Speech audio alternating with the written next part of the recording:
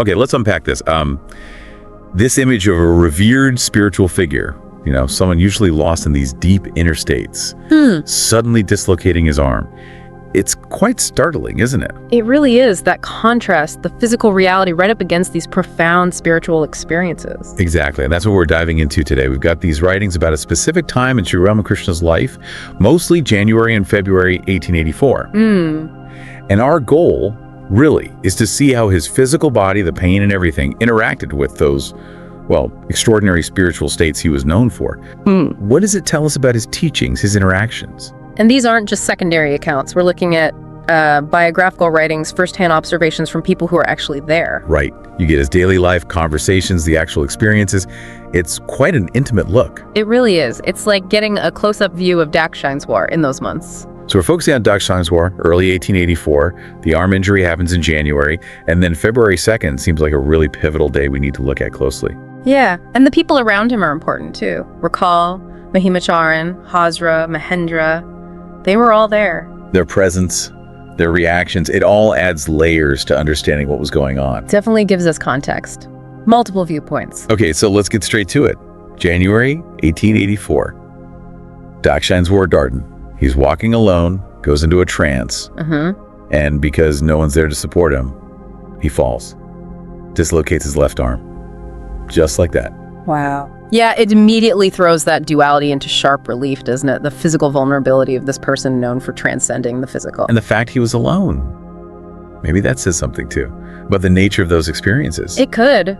Perhaps some of these profound moments, whether spiritual or physical, were fundamentally solitary. And this back and forth between intense pain and then total transcendence in Samadhi. Yeah, tell us about that. The accounts say the pain was sometimes very acute. Right, but then, poof, he'd slip into Samadhi, complete absorption. And it wasn't just escaping the pain, It seems like these states were the very source of his insights, his connection to the Divine Mother. They weren't just timeouts. They were like living proof of the spiritual truths he taught. So in Samadhi, the arm, the pain, just gone. Complete loss of awareness of the body, yeah. Which really underscores that idea that suffering comes from identifying with the body, not the soul, Okay, so let's jump to February 2nd. He's on his cot. Rakal, Mahimacharan, Hazra are there. Mahendra shows up. And Sri Ramakrishna, even though he's the one injured, first asks Mahendra how he's doing. The characteristic care for others, even then. Then he turns to Mahimacharan and asks this really deep question, especially given the accident. Well, I am the instrument and thou art the operator. How then did this accident take place? That's huge, isn't it? If he's just the instrument, how does a random fall fit into that? And Mahimacharan just says nothing. Yeah, that silence, it hangs there. Was Sri Ramakrishna himself wrestling with it, or maybe just posing the paradox for them, for us? It certainly challenges easy answers, applying logic to something potentially beyond it. Exactly. So the question's unanswered. He feels hungry, asks about the food Mahendra brought. Then suddenly he sees Rakal. Boom. Back into Samadhi. It's like certain people, certain moments could just flip that switch. It really suggests how interconnected his inner world was with everything around him. Even just seeing a familiar face. When he comes out of it, he repeats, I shall have some sweets, I shall drink water. Yeah. Very human, right? Grounding himself. Yeah, anchoring back to the physical. But then the mood shifts again. Yeah. Dramatically. He starts appealing to the Divine Mother, like a child crying. Mother Divine, why didst thou do this with me? Oh, my hand is aching so much. Even asks, shall I ever get well? That childlike aspect comes up so often. It suggests this total trust, this dependence, shedding the ego. It's quite vulnerable. And the devotees respond just like you would to a child, comforting him, reassuring him. It's a powerful image. And that worry about getting better, it reminds you he was still human, despite everything. Then he makes sure Rakal knows it wasn't his fault. Rakal was supposed to be protecting him, but Sri Ramakrishna absolves him. No self-pity there. Just compassion for those around him. And then, just as quickly, his mood lifts. He's in an exalted state, chanting, A total shift. And then this plea. It's incredibly moving. Mother, by giving me knowledge of Brahman, don't give me Brahmajnana, Mother. Am I not your child and naturally timid? I must have my mother. I bow to Brahmajana 1,000,000 times. Give it to those who want it. and he's weeping while saying this. Wow. So Brahmajnana, that's the knowledge of the ultimate impersonal reality, Brahman, right? Exactly. So he's consciously choosing that personal devotional relationship with the mother over the more abstract ultimate knowledge. It seems so. He values that loving connection, but he respects the other path, bowing to it for others. That's incredibly selfless. It really highlights his bhakti path, the devotion over the jnana, the knowledge path, for himself at least. Then he sings a song by Ramprasad about feeling hoodwinked even though the mother is present, that sense of separation despite knowing better. That classic devotee's lament, the feeling of distance even amidst closeness. And he revisits the instrument idea. Did he do something wrong? Yeah. But then immediately says, no, the mother is the doer. It's this constant back and forth. That tension between free will and divine will, or personal responsibility and surrender, a deep theological point played out right there. But amazingly, amidst all this intensity, the injury, the tears, the ecstasy, he's also described as smiling, talking, sometimes being jolly, like a kid who's sick but still plays. That juxtaposition again, suffering and joy side by side, it's quite something. Then he turns to Mahima and the others and stresses the absolute need to realize God, to cultivate this intense yearning, saying God is our parent, we have a legitimate share in God's house, we can even use force to make God reveal himself. Force, that's strong language, like a child demanding attention from a parent. Seems like it. That sense of inherent right of belonging. It speaks to that deep intimacy, doesn't it? That the soul belongs with the divine. He shares stories then about how he used to call out to the mother, to the Lord of the Miserable, with this intense longing, this feeling of entitlement almost. And Mahimacharan is moved to tears hearing this. Yeah, it clearly struck a chord. He quotes Ramprasad again. Call on the mother with real yearning, and she cannot stay away. Those personal stories, they make it real, don't they? More than just abstract teaching. You can see why Mahima was moved. Okay, so later that same day, some devotees from Sibpur visit. Right. And his message to them is direct. Seek God first, even just for a few moments, morning and evening. Back to basics, the core practice. But he also says something interesting about needing to be satiated with enjoyment of the world before you can really develop that yearning for God. That sounds almost paradoxical, like you need to exhaust worldly pleasures first. Maybe experience their limits. It connects to that idea of varaja, detachment, doesn't it? You see the temporary nature of things and then long for the eternal. That makes sense. Then Dr. Madhusudan comes to treat the arm. Yes, and Sri Ramakrishna greets him with a pun on his name. Madhusudan also being a name for Vishnu. Madhusudan is the refuge, here and hereafter. Even in pain, he's got that wit, weaving in spiritual meaning. But the doctor dismisses the importance of just a name. So Sri Ramakrishna tells the story of weighing Krishna. Satyabhama piles on gold, but it's not enough. Rukmini places a single tulasi leaf. With Krishna's name written on it, symbolizing devotion. And it balances the scales. A beautiful story about the power of bhakti, of devotion, and God's name. Absolutely, a perfect counter to the doctor's point. While the arm's being bandaged, he sings a song about Radha's sorrow. Then afterwards, he admits he doesn't have much faith in Calcutta doctors. Oh, why is that? He mentions Sambhu Malik's death, how his doctor apparently ignored his delirium. So it's very human skepticism based on a past negative experience. Right, even spiritual giants have opinions formed by their experiences. Later, Adhar visits, asks how he is. Sri Ramakrishna just gestures to the arm and smiles, "Don't ask about my health." Still keeping it light. That resilience is remarkable. Then he talks with Mahima about devotion for devotion's sake. Pure, selfless love for God. Nishkama Bhakti. Exactly. He uses an analogy. A rich man has many visitors asking for things, but values the rare one who comes just to see him with no agenda. And he mentions Prahlada's pure devotion. Loving God just for love itself, not even for liberation. That's the ideal. Then the talk shifts to Vedanta. He asks Mahima to recite hymns. Mahima quotes from the Uttara Gita about different kinds of worship, and when he gets to the verse about the wise seeing God everywhere, let me guess, Samadhi. Instantly, like the words themselves just tuned him right in. Incredible sensitivity to those vibrations. As he comes back, he asks Mahima to recite Narada's verses on devotion, then Sankara's 6 stanzas on nirvana. Which declare, I am knowledge and bliss absolute, I am Shiva. Right. And each time Mahima says that, Sri Ramakrishna smiles and replies, not I, but thou art knowledge and bliss absolute. Wow. So he's affirming the ultimate truth, but deflecting the I am. attributing it all to the divine, to thou. It's this beautiful blend of Vedanta's non-dualism filtered through his devotional heart, humility and ultimate reality together. Deep humility, yeah. Always pointing back to the divine as the real actor, the real essence. Later, he tells his disciples, the mother has made him like a child, totally transparent, unable to hide anything. He mentions how Rakal tried to hide the broken arm, but he playfully showed it to the doctor. Just that directness, no pretense. That purity of heart, that complete openness, it fits with everything else we're seeing. So the arm takes months to heal, but apparently the spiritual life around him, the joy, the discourses, it all continued. The outer circumstances didn't stop the inner life. And his birthday, which should have been earlier, was finally celebrated on May 25th, once he'd recovered more. So they postponed it. Yeah. And the celebration sounds quite traditional. Ochre cloth, garlands, sandal paste, music, talks, trances, sharing food. A proper celebration showing the devotees' reverence and the joy in his presence, even after the injury. Okay. Later that year, he goes to the Star Theater twice. Oh, interesting. What did he see? First, in September, a play about Sri Chaitanya. Mahendranath Mukherjee arranged it.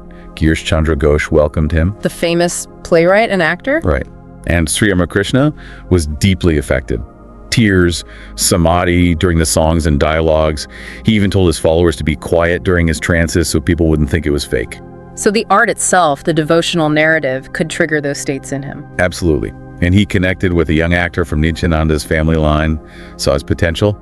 He said the play felt as real as the original scene. Wow. Like it wasn't just a performance for him. Exactly. He was apparently in an exalted state on the way back, chanting, "Oh, Krishna. Krishna, that is knowledge." Seeing Krishna as knowledge, life, soul, everything. That complete identification, seeing the divine essence in the story. The second visit was in December, for the life of Prahlada.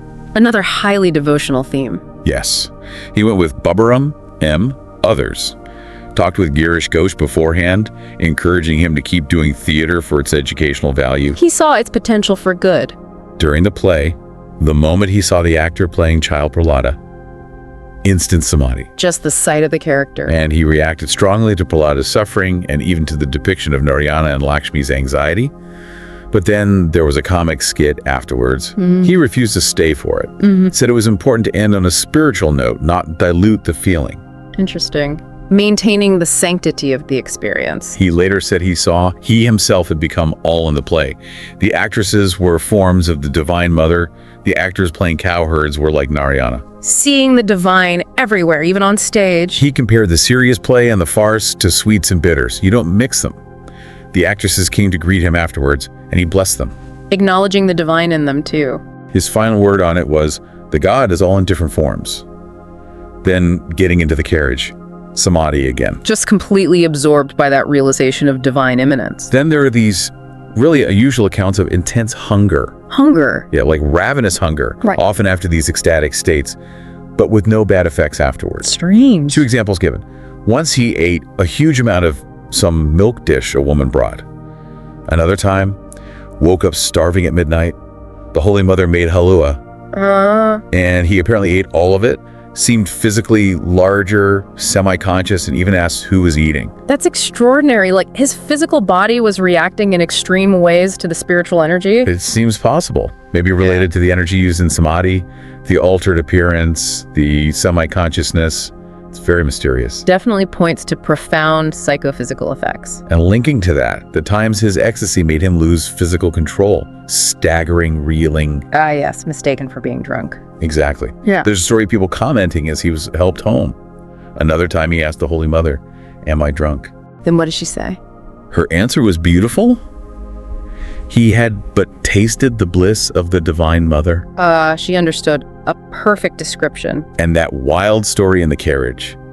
Seeing a tavern, seeing the Divine Mother as the source of all bliss, even there, and cheering the drinkers on. Identifying with the scenes, seeing the divine potential even in a tavern, that's quite a vision. It shows how conventional boundaries just dissolved for him. Okay, let's touch on his visits to the Brahmo Samaj. He engaged with them too, right? Yes, definitely.